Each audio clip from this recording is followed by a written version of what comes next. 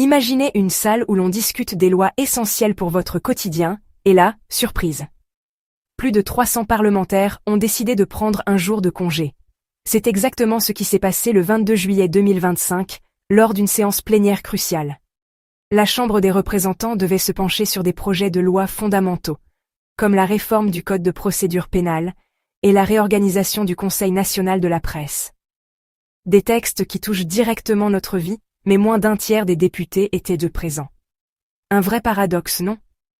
Comment peut-on parler de démocratie quand les représentants du peuple préfèrent briller par leur absence? Cet absentéisme n'est pas un cas isolé. C'est un phénomène récurrent qui alimente une crise de confiance entre les citoyens et leurs élus. Lors de cette séance, les critiques n'ont pas tardé à fuser.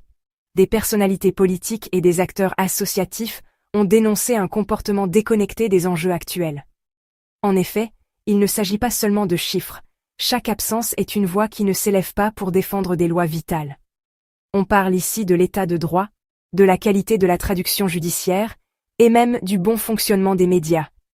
Et que dire des mesures censées réguler cet absentéisme? L'article 395 du règlement intérieur prévoit des sanctions, mais lors de cette séance, aucune lecture de nom n'a eu lieu. Comme si l'on avait décidé de faire l'autruche. Alors, que reste-t-il de l'image du Parlement après tout ça? Une institution censée représenter la volonté populaire?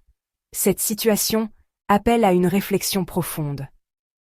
Comment rétablir la confiance entre le peuple et ses représentants?